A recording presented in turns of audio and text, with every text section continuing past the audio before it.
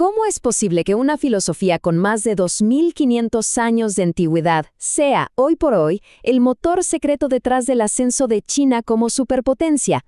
Bueno, hoy vamos a desentrañar esa historia, que es fascinante.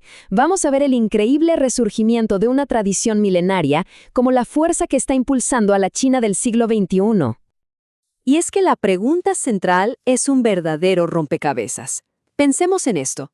Durante décadas, el confucianismo se vio como un obstáculo para el progreso, casi como un fantasma del pasado feudal que había que dejar atrás. Pero de repente, hoy, se presenta como una de las claves de su éxito. Entonces, ¿qué fue lo que cambió? ¿Cómo pasamos de un extremo al otro? Y miren, estas imágenes lo dicen todo, ¿no? Capturan esa tensión a la perfección.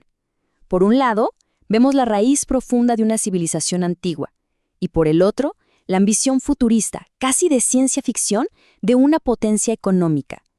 Lo increíble es que esta aparente contradicción es en realidad el corazón de la estrategia china contemporánea.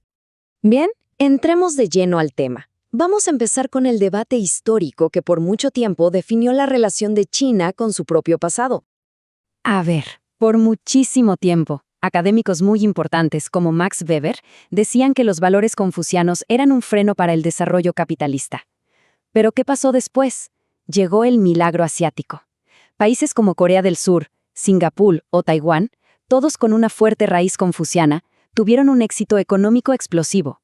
Esto obligó a todo el mundo a replantearse la idea. ¿Y si la tradición, al final, no era un lastre, sino un combustible?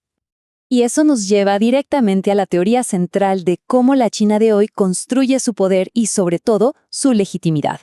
Porque no se trata solo de dinero y fábricas.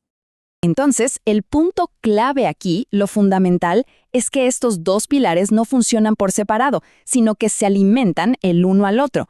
Por un lado, el increíble éxito económico de China funciona como una prueba, una validación de que su camino, un camino arraigado en su propia cultura, funciona.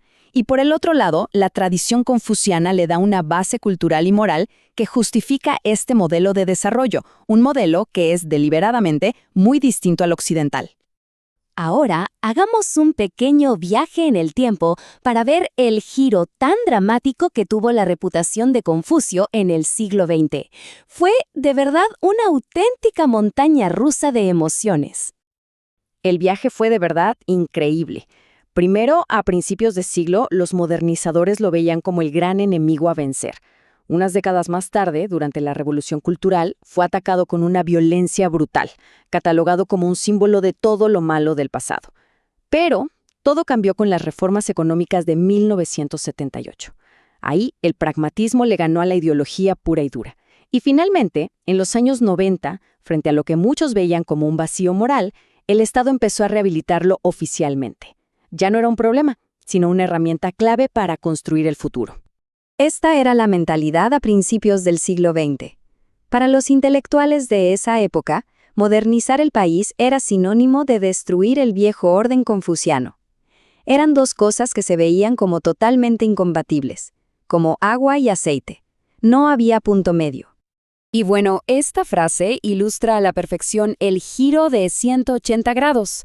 El discurso oficial de hoy ya no habla de romper con el pasado, sino de una continuidad renovada. El confucianismo ya no es el problema, sino que es parte de la solución, una fuente de fortaleza para lo que llaman el gran rejuvenecimiento de la nación china. Ok, dejemos un poco la historia y vamos a lo práctico. ¿Qué valores específicos de esta filosofía se están aplicando hoy? O sea, ¿cuáles son las herramientas que ofrece este kit confuciano? El Ren es la base de todo.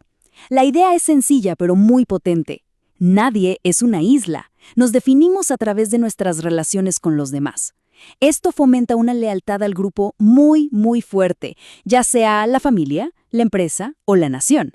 Y claro, esto a su vez permite una organización y una colaboración a gran escala que es sumamente eficaz. Lo vemos en sus megaproyectos y en sus grandes empresas. Luego tenemos el Li, que es, digamos, el marco que crea la armonía. Son los rituales, las normas de comportamiento, la etiqueta, todo lo que regula cómo interactuamos. En un contexto de negocios, esto es fundamental. El Li Crea un ambiente predecible, de confianza, y eso reduce los conflictos y facilita que todo fluya. Es como el software social que hace que el sistema funcione sin tantas fricciones. Y finalmente está el Xing, que es la confianza, la integridad. De hecho, el carácter chino combina los símbolos de persona y palabra. En la cultura de negocios china, la reputación y la palabra dada muchas veces pesan más que un contrato lleno de cláusulas. Este principio reduce los costos de transacción y construye un entorno donde la confianza es, de lejos, el activo más valioso. Bueno, ahora vamos a ver cómo todos estos conceptos filosóficos tan abstractos aterrizan directamente en la cultura de negocios y en las prácticas del día a día en la China moderna. Miren, si hay una palabra que es absolutamente clave para entender cómo se hacen los negocios en China, es guanxi. Y no es simplemente networking o tener contactos.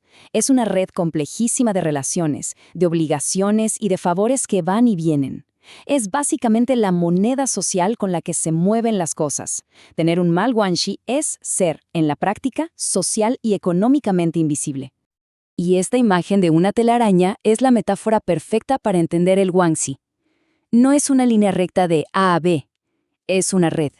Cada conexión crea una obligación y al mismo tiempo abre nuevas puertas y vías de influencia. Es una estructura informal, sí, pero es increíblemente poderosa y opera en paralelo a todas las estructuras formales del Estado o de las empresas.